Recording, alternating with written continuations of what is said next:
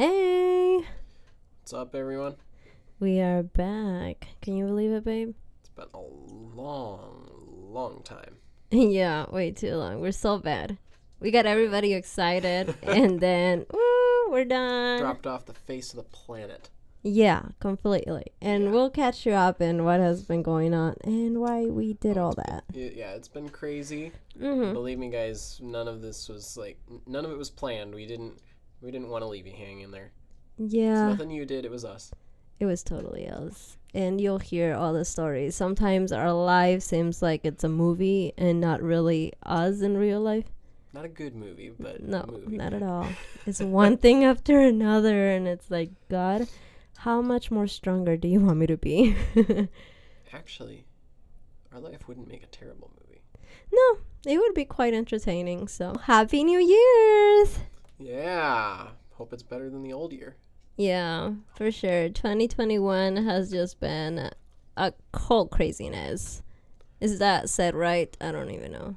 Yeah, it was just roller coaster. It's Mm-hmm. just ups and downs and Everything. sideways and Mhm. subverting expectations every step along the way. It was just crazy. Yeah. Which is why we haven't been able to do this as often as we have wished to have done. So, Yeah. but we're trying back. to- We're gonna try to be more consistent. Yeah. Story of our lives. Story of our lives. But here we are, and one thing I realized that we did not do last time is we never explained our logo. We never explained why we're called Through This Life and all the story behind that. And don't worry, we will get to the topic of the cancer journey. So I know we said that we will talk about that in the next podcast. So we will get to that, but we definitely also really want to touch on who we are. Spoiler alert, a lot of it comes down to we're corny.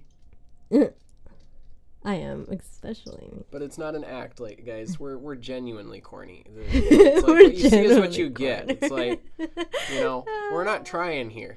Yeah, honestly. Anyways, I I'd- say a bunch of cliche stuff, and I drive my husband I'd rather crazy for that. I'd rather be true to our corny selves than try and put on a show for you guys. So here we are. This is us. All right. Through This Life. With Nathan and Yearling.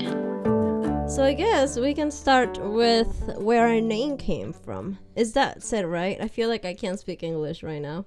I just came you're back fine. from Peru, so I feel You're like doing my fine. English is everywhere.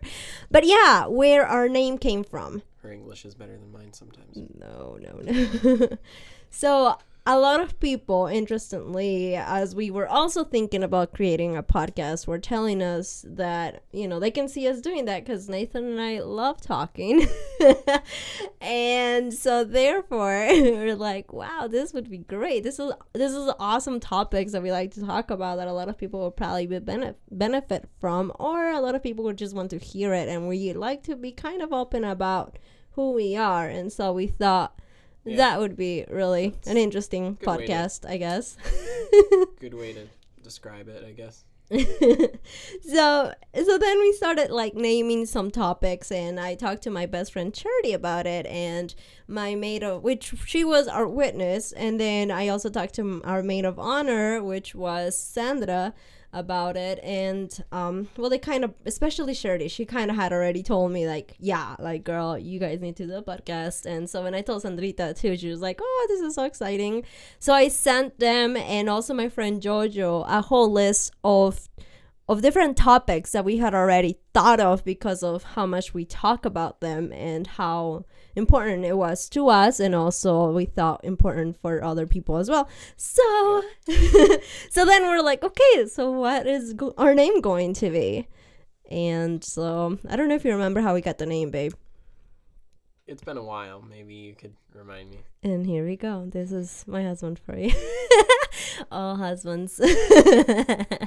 No, it has been a while. And I don't blame you for this because actually it came from my best friend Charity. I asked her and other people as well. I think it was 4 or 3 more people for names, my brother included. Yeah. And We had a few interesting suggestions. Do you remember some of the more interesting ones? Well, a lot of them were pretty godly titles, like, like The Journey with God or Walking in Jesus and, and we were like, that's nice, which is kind of what we want to go with. But at the same time, we didn't want it to be totally just, here is religion for you.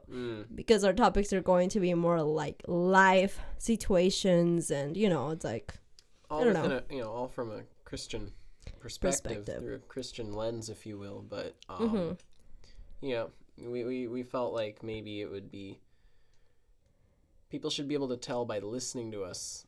It shouldn't have to be in the title, Yeah, that's kind of what we were going for. I know my brother was huge on our race difference and like our cultural differences. So he mentioned like cream and what was it? Caramel cream, I think. Yeah, caramel cream, because I love Hispanic that one, and white. But it was really sweet in a corny way.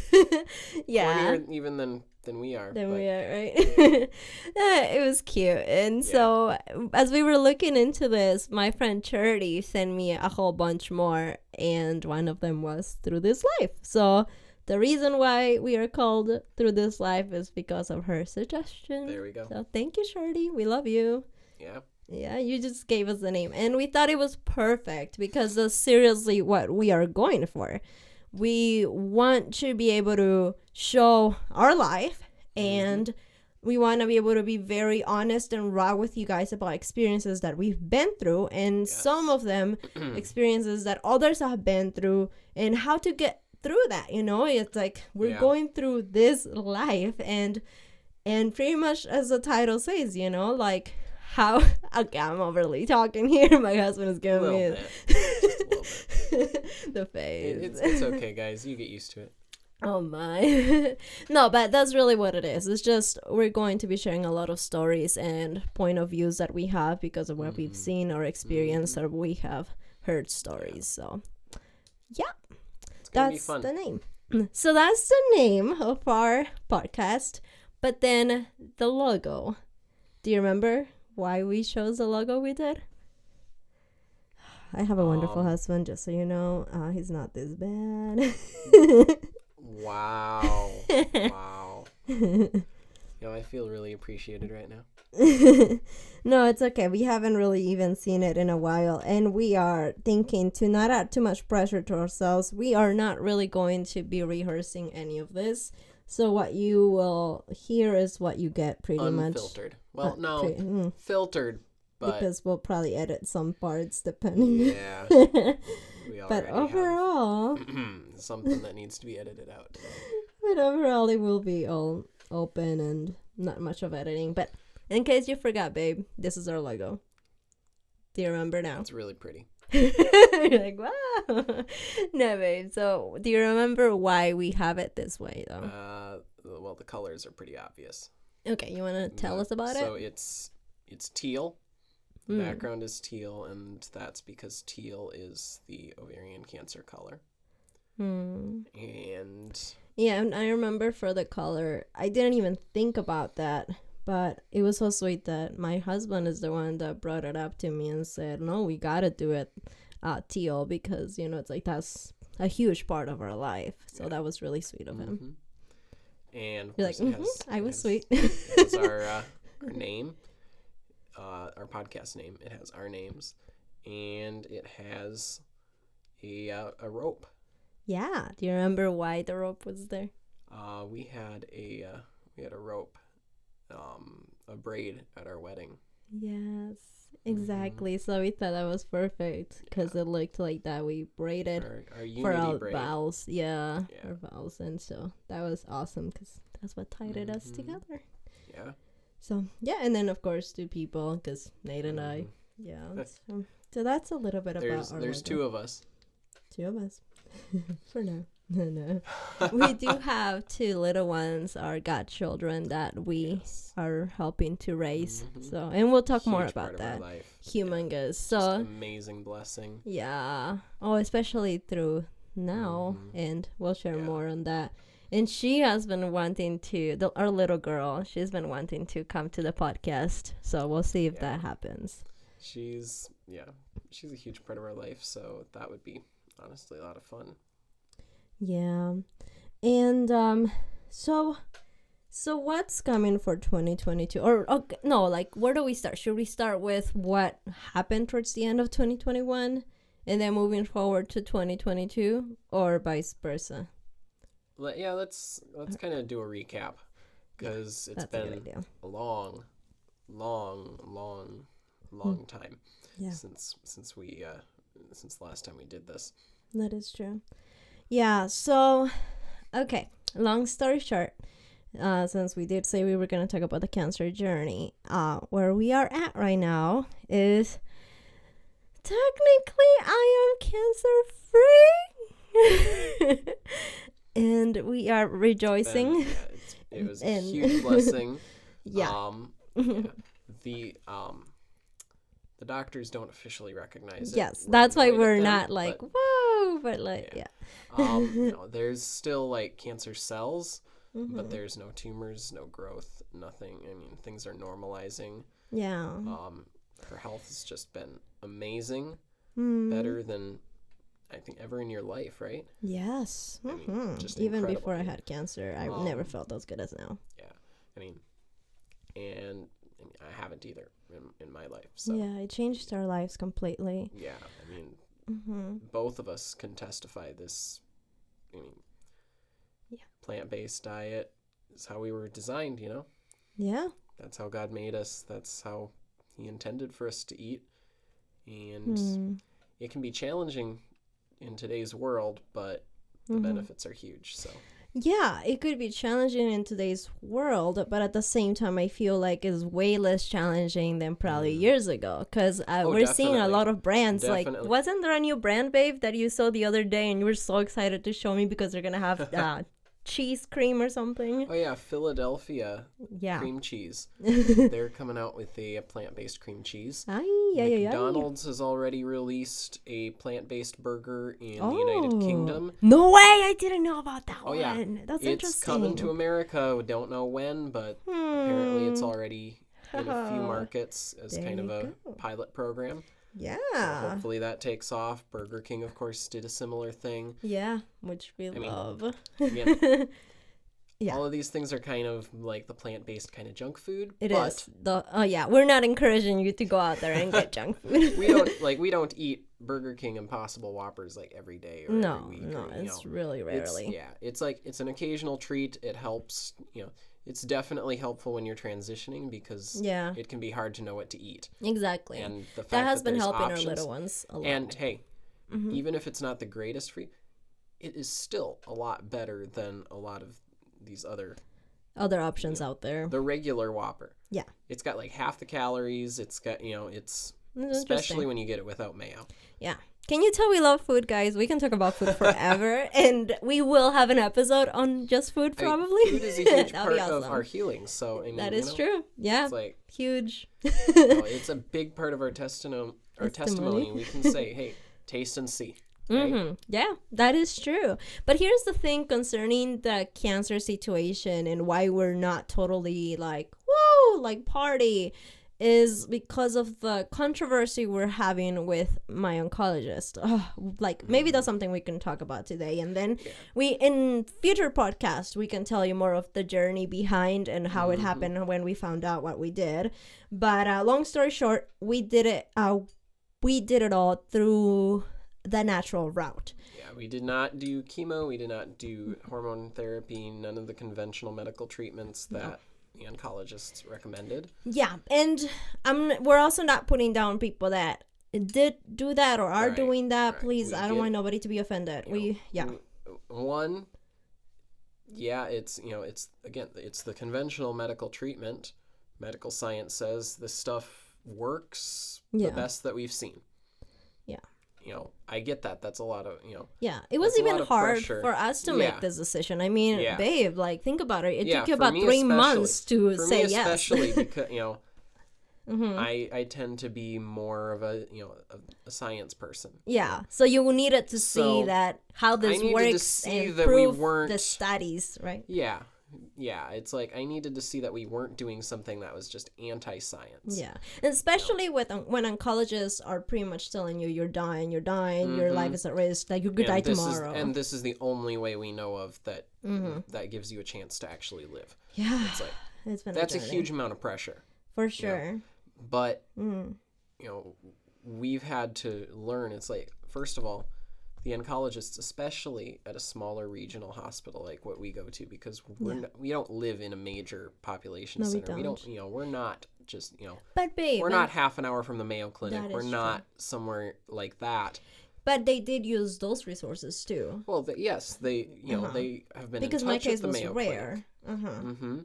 But it's still the fact is the doctors treating us still are not Mayo Clinic doctors. They're we have an oncologist at a regional medical center who probably has not had the experience. I'm sure she's experienced. She's clearly had some experiences that were less than positive with other people that tried it naturally, which we'll talk about why it doesn't always get you the result that you're looking for and what you can do to maybe get a better result.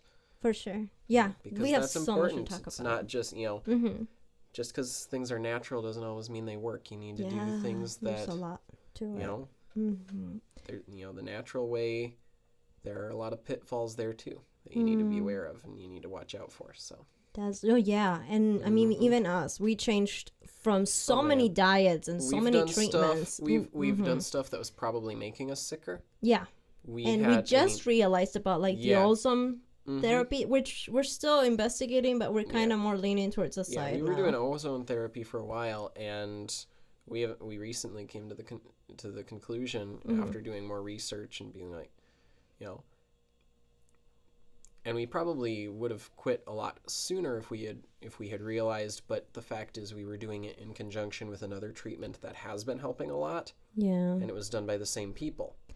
But what we recently learned about ozone is that, one, yes, in a laboratory setting, ozone has been shown to kill cancer cells. No research exists which demonstrates it does the same thing in the human body. Yeah. And there are a lot of risks inherent with Involved in ozone treatments. One of them was blood clots, right? Like in the future or something.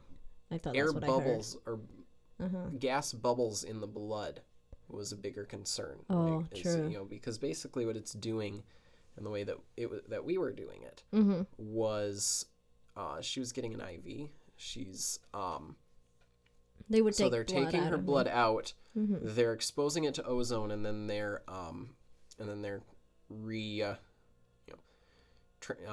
infusing it back into her body. Yeah. Right. Which sounded amazing. And It I did, mean, but it sometimes wore her I would out. feel better, but Wore her I out would hugely. be worn out. Yeah, I give you that, especially and what because we my iron recently was low. learned about that treatment in particular is that the ozone treatments have been linked to health problems, including death, resulting from That is things true, you like told me that. bubbles in the blood that block blood flow. Yeah. A And lot we of- lot didn't of know different stuff. all this. We didn't know it. And so we give it to anybody that's doing whatever they're doing to save their life, because that's seriously how oncologists make you feel. And I guess We've been to people who were promoting all sorts of supplements and things that on research were like, this doesn't do anything, that doesn't do anything. It's so there are people We've who been will through take your so money much and of give that. you nothing in return. yeah. And some of them have MD after their names. And some of them call themselves naturopaths. You have to do your research, They whatever really do. anybody is telling you, whether it's your doctor, whether it's Yeah. somebody who specializes in natural medicine, Yes. regardless. And that's something we learned. Like, you really need to learn to become your own doctor Yeah. and know yourself. That's one of the do biggest your research. It's one of the biggest things, the biggest principles, biggest takeaways. It's like, especially in regards to what you put in your mouth, because it's like nobody knows as well as you do how things affect you. Yeah. You can tell your doctor how this makes you feel. Or they could have done tons of research about how this works with 1 or 2 or 10 people or 100 people, and the next thing you know, it doesn't work for you. You know how it's affecting you. So and they don't know what you're feeling. No, you can try and tell them, you can try and describe it, but you're the only one who's actually experiencing it. Exactly. You know? And what one person is completely fine with might make another person sick. Yeah. You know, as far as food goes, you know, I can't really eat watermelon, just as one example. That is true. We realized that. Yeah. Watermelon's great, but not for me. Not for Nathan. It's sad. Yeah. I love watermelon. Mm-hmm. But, and then moving on to what's going on right now is we went to see my oncologist after months. The last time I had seen an oncologist at this specific place, or not even, like an oncologist in general, was around March, right? Mm-hmm. And in this specific place was in February. So as soon as I called for the appointment that I kept getting pushed to do by other physicians, I was like, you know what? I'll just do it. And then because I haven't been there in a while, immediately they took me in and wanted to see me even if I was there 40 minutes late. So I got there and we share everything that has been happening because she asked, you know, how is everything going? And I said, hey, you know, I'm actually, and this is going to be TMI, but I'm going to share it because it's a woman's cancer. And something we want to be very clear on is like not everybody in the medical community has treated us this way in the conventional medical community. We've had two good experiences. Yeah, we've had people who have been very supportive and have been like, oh, wow, we're really glad that this is working for you. Yes. But that's not how the oncologist reacted. And so here's the story. So, and like I said a little bit ago, disclaimer, a little bit of TMI, a lot of information probably for some of the people that are listening, but I do have ovarian and uterine cancer. So therefore it will be a lot of woman stuff. So anyways, so I tell my oncologist, I tell my oncologist, hey, you know, I have a really good cycle now. Like it's not how ideally I would want it, but I'm actually bleeding every month-ish, you know, and I'm doing better. This. I went through my last ultrasound. They saw nothing. Everything is clean, and it's just, we're sharing everything that we've experienced, how good we feel, and this was her response. Yeah, she was basically like, so I really don't understand, you know, I don't understand what it is that you're doing and how it works. You know, she was kind of like, you know, I'm glad that you've been feeling better.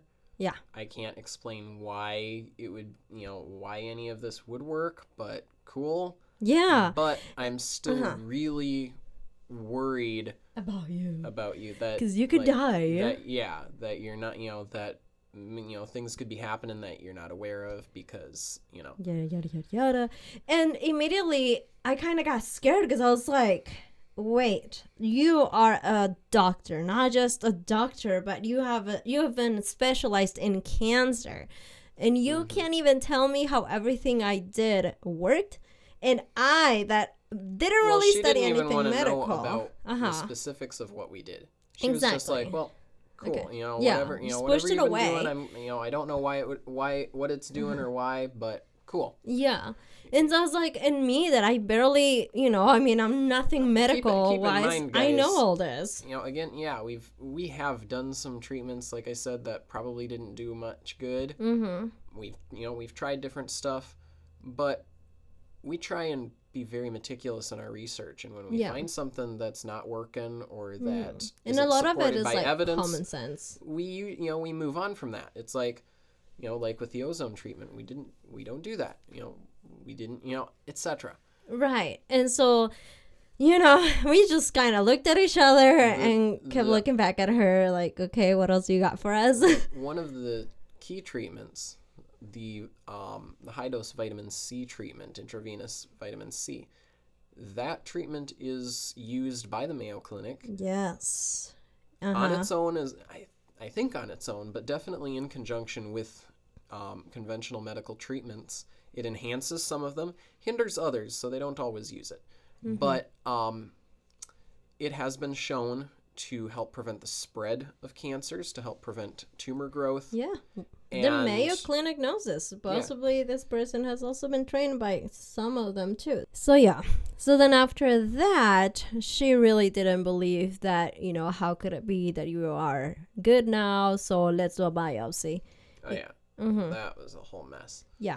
I looked at my husband, and because of so much pressure, we did something we never thought we would. We didn't want to do a biopsy before all this because, I don't know, we just felt convicted that it's good to just leave it alone. And we knew, we knew that obviously we were going to have cancer cells. It was a duh, because even people that have chemo and all that, yes, they look at the scans, they look at the blood test, and they'll see, oh wow, there's nothing, you're cancer free, celebrating. Yearling is at a stage right now where if she had achieved this through chemo or hormone therapy or any other conventional medical treatment, they would have declared her in remission. Yeah, and that's pretty much what happened in Peru when I went to see the oncologist in Peru. He himself looked at the ultrasound, answered every question I had, and saw nothing. And we did the blood test, everything, and he was like, another thing to point out is that we have been very meticulous in monitoring this through as many conventional methods as possible, through blood tests, ultrasound, imaging. Yeah, anything that can help us to track our progress. So we're not just relying on, I feel good, so I must be fine. Good. Exactly. We're looking at the numbers, we're looking at the imaging, and we are, it's like, so much behind that. Yeah, we're not just neglecting all the medical stuff. I don't even know what we really expected at this point, the biopsy to tell us. Because we knew that there would still be cancer cells left. It's too soon. It happens. Exactly. It's too soon for there to be nothing. And cancer is not a tumor. It's in your blood. It's all over. And so that's why a lot of people, after doing those conventional treatments and they're told they're cancer free, they go back up and about their lives years later. The cancer is back, and all of that. And that's why for us, even though we were told in Peru, you're cancer free, they checked everything, we said, okay, but we're still not going to go back with our routines. We're going to keep doing it just like I have it, because we knew. But now, because of so much pressure they put on us, we looked at each other and we said, okay, why not? Let's try the biopsy. They also misled us about the nature of the procedure. They told us that it was going to be a 10-minute procedure with maybe 10 seconds to a minute of discomfort. Yeah. And that would be it. What they didn't tell us is that it's a fairly invasive procedure. Yeah. We knew that it involved taking a sample of tissue. What they didn't tell us was that it's about as invasive as childbirth. They actually dilate you. Yeah. Obviously it's not as extreme as childbirth, but it's, it's like, that level of invasiveness. And like after that same way of physical care restrictions apply. Yeah. Because you've been dilated.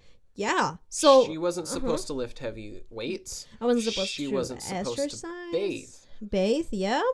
All of that. And clean, we were told none of this. A lot. Yeah, none of it. And so what does she do as soon as we get home? Right. She starts moving stuff around, and then she takes a bath. That is true. And me being me, of course I'm going to do everything I can. And I will force myself too. This girl will not quit. And it made it worse. But we were so upset because, we were not told anything. And what was amazing is during the procedure, I can't say it. What is it? Procedure. I'm not even going to try. But during what they were doing, during the biopsy, that works, right? Yeah. I didn't feel any pain. The doctor was amazed. I mean, the thing is, when you see it and all that, they will act a little bit like, wow, yeah, this is interesting. And like, it didn't hurt. Everything was fine. Yep. And they just left us, right? So I thought like, wow, I can do whatever I want. Next thing I know, my mom ended up being the one that asked a day or two after what happened. Asked the doctor in Peru. Yeah. And said, hey, make sure she doesn't do this, she doesn't do that. And I'm like, okay, all of the above, have done it already. And I'm like, no wonder I'm in pain. She don't waste no time. I'm like, no wonder I'm in pain. I'm not feeling well. And before that, I was feeling totally fine. Great. And so then fast forward a few days, and she has her follow-up with with the oncologist after getting the results over the phone, which we got the results before that on a Friday, and it told us exactly what we expected. We knew that there were already going to be cancer cells, but it detected no signs of it spreading. Yeah, no, nothing at all. Perfect. Cervix, it was fine. That's what we expected. That's what we knew we were going to get. Yeah, and it's a stage 3. That's something that we did clarify now, because before they only saw the precancers, and now it showed the 2 of them. So that, right? I don't know. Or is it confusing? I thought it was stage 3 now. I mean, the diagnosis didn't change. It basically just confirmed the diagnosis from last time. Really? We got the same... So it's the same lab that did the tests the last time, and they're getting the same result, basically. Yeah, okay. So it's no worse than it was then, so, you know. Yeah. And so they said, okay, so we look at the results, and yeah, it'll get us for a little bit, you know, it's like, oh man, but we knew it, but like actually seeing it is different, and so it plays with your mind a little bit, but we kind of acted especially like we're just gonna move on from this. The way that they describe it, you know. It's because they're making me think that it's spreading everywhere. It's been a year now, so it must be already here and there. And I think mentally, I feel like they make my body hurt more than the actual cancer. Yeah, she had no pain before the procedure, and now she's constantly complaining about aches and pains everywhere. Yeah, which I don't know. It's so complicated. And then... I mean, aside from just the initial pain around the site of the procedure, I mean, which obviously it's going to hurt. Yeah. And, you know, again... But now it's better. Going back to the original, you know, when she talked to the oncologist afterwards, about a week later. Yeah. And she said, I've been having a lot of pain ever since the biopsy. And she's like, oh, yeah, that's normal. Well, you could have told us that before.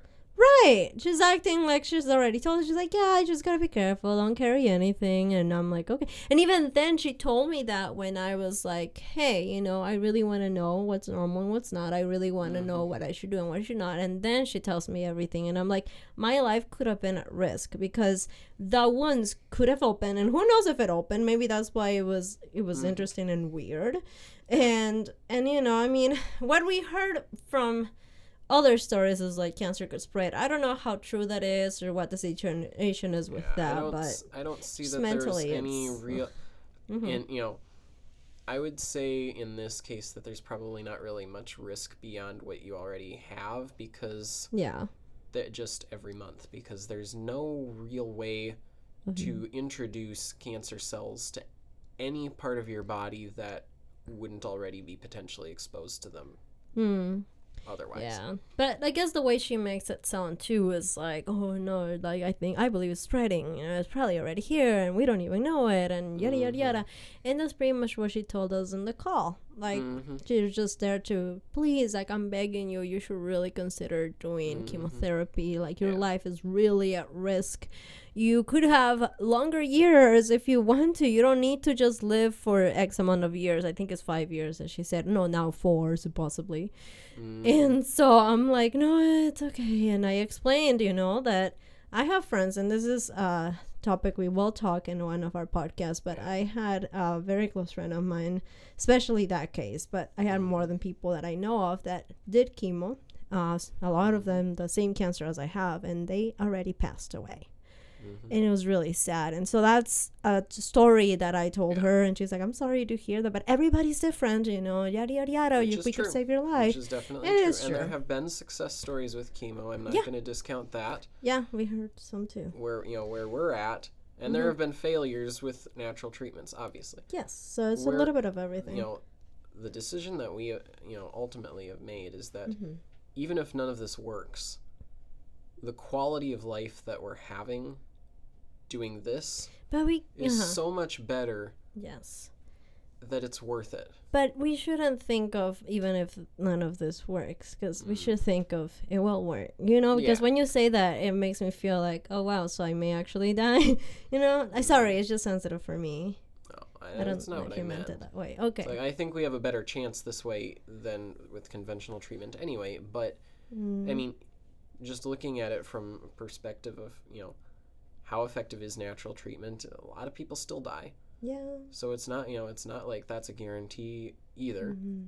It's a lot of the house, what you do, and mind, power of mind. And we'll talk more about what we did. So basically, I guess, what I was saying is it's like you have, if you're on the fence about deciding, about doing it naturally versus doing it conventionally, it's like, what do you have to lose? Because even if it doesn't, save your life, it will at least improve the quality of the years you have left to such a point that, as far as I'm concerned, it's more than worth it. I would rather have 5 years of you healthy and happy and comfortable than even if conventional medicine could guarantee us another 10 years. Okay, don't talk that way. That just makes me feel like, okay, so maybe this. The fact that I don't. The fact that I anticipate having much more than 5 years is a huge bonus. Oh, Nate, I don't know if I agree with you on all that. That just makes me want to cry.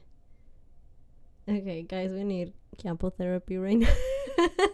No, but you know what I mean? It's like, yeah, I hear you though. Overall, yeah, okay. And that's pretty much what I did tell her, It's like, hey, even if I have this bit of life to live, I'd rather be happy and healthy than not being able to do much. So, but yeah, and I get it.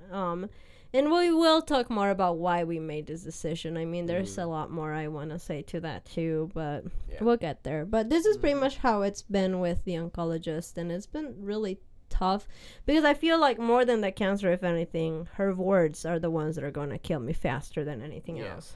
Yeah, honestly. And what we're looking at really doing is, not cutting ourselves off from conventional medicine entirely, because we still want to monitor things. We still want to know what's going on in our body in a way that is hard to do if you don't have at least some communication with conventional medicine, medical system.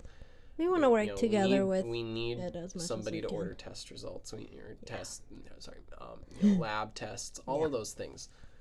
But we're really to the point where we don't feel that it's a healthy thing for us to be talking to the oncologists like this. Yeah, so keep us in prayers. We need to find a good oncologist. It's like throughout this entire journey, it feels like they've really done more harm than good.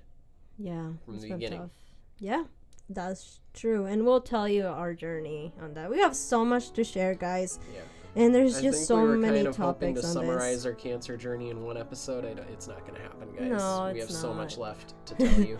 Yeah, maybe we'll update you more next time. And we have so many other topics. We want to share our goals for 2022. And like I said, we'll also have our little ones here sometimes because they want to be in it too. Yeah. And we have so many topics coming about our relationship too, our first kiss and a whole bunch of stuff that I think would be interesting to share too. But yeah, thank you all for listening. Appreciate it. And